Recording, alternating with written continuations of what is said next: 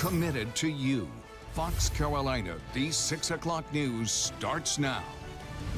Good evening, I'm Matt Kaufax. Thanks so much for joining us here at 6 p.m. on your Friday evening. We want to start first with the forecast from meteorologist Mark Johnson. And Mark, I know pretty much everybody is experiencing rain right now. We've had these tornadoes coming across several states adjacent to us.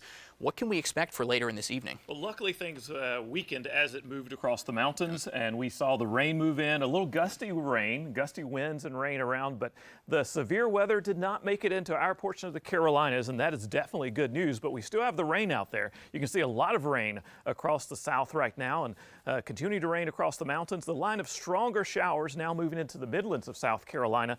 But for us, we're just going to see the rain, some gusty winds, but the threat of severe weather is pretty much over for our area, and that's good news. But out to the west across Kentucky, as you've been hearing about all the severe weather that happened overnight there with the tornadoes. But for us, we're looking at quiet weather across most of the Carolinas as far as severe weather goes. We've got the rain around, and in fact, up around Greensboro, there is a severe thunderstorm warning. But for us, all is quiet as far as the severity of the thunderstorm activity goes. We're just looking at rain for us. And there you see that line right now moving across Winnsboro down to Batesville, Leesville in the Midlands. But for us, the rain will continue through the evening, and we'll see those showers early. Then it's going to cool off and get much cooler overnight. 38 degrees in the upstate overnight with those showers early. And in the mountains, you're going to drop down to 31 degrees with those showers early. Sunday is looking gorgeous, though. Chilly, though. 53 degrees for the high and 49 in the mountains for your high.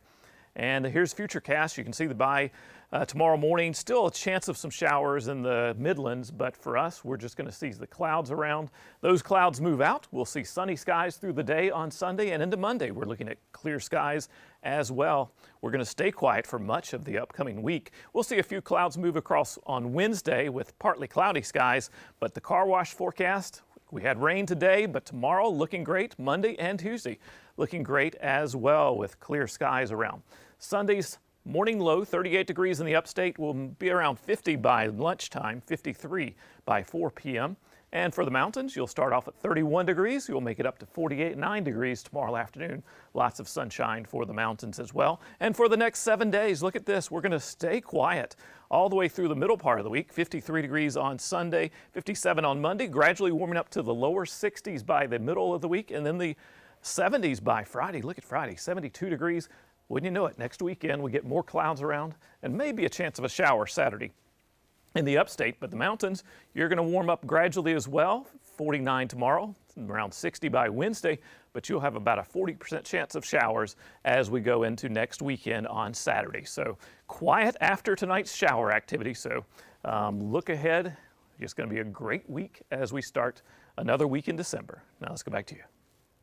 Mark, thanks. I'm sure a lot of people just praying we get through this evening. And speaking of, a powerful storm system unleashed more than 30 tornadoes across 6 states overnight Friday. Kentucky, one of the hardest hit. You'll see fatalities have been reported in multiple places. Look at that debris, including at least 70 people in Kentucky. Search and rescue operations are ongoing as we speak. Officials say towns are unrecognizable and hundreds of thousands of homes have lost power. You can see those places just completely leveled. And this is a look at that massive tornado. This video was taken in Sacramento, Kentucky. That's about 75 miles northeast from Bowling Green, Kentucky. This tornado traveled more than 230 miles across 4 states for the course of 4 hours. If it is confirmed as one single continuous tornado, it will set the record for the longest long-track tornado in U.S. history. And severe weather and death are leaving death and destruction in its wake, sadly, for many. Dozens of tornadoes striking 6 states in the south, and forecasters say more severe weather is possible this weekend as the system heads east. Daryl Forges reports. Kentucky among the 6 states devastated by dozens of reported tornadoes this weekend. I knew it was going to happen, but I never imagined in a million years that when we pulled into town that the town would be pretty much gone. In Mayfield, a candle factory is turned to rubble, leaving some workers stuck inside, begging for help. We are trapped. Please, y'all, get us some help. We're at the candle factory in Mayfield. Please. Please. as loved ones hope for more rescues from the facility. I want to find my wife. I want to find her and hope she's still somewhere safe. State officials are preparing for the worst. It may end up being the largest loss of life in any tornado event in a single location, again, in the state's history. Governor Andy Beshear says at least 70 people in Kentucky are feared or likely dead. In addition to Kentucky, twisters were also reported in Arkansas, Missouri, Mississippi, Tennessee, and Illinois, where part of an Amazon warehouse collapsed. At this time, are able to confirm that we have more than one fatality at that location. President Biden keeping close watch on what he calls an unimaginable tragedy. It's going to be a long road to hoe, long road for recovery for these people, but hopefully we can get through it. I know there are a lot of prayers going out all across the world for people in Kentucky and Illinois and all the other states that have been affected by the tornadoes. I'm Daryl Forges reporting. And we here at Fox Carolina will be sending our thoughts and prayers to those caught up in those violent storms. President Biden pledged federal help to Kentucky during a phone call with Governor Beshear Saturday morning. And for the latest on these stories and news anytime, be sure to download our Fox Carolina News app. Just go to the App Store or Google Play and search Fox Carolina to find it. It's free, and it'll keep you updated, especially in these severe weather situations.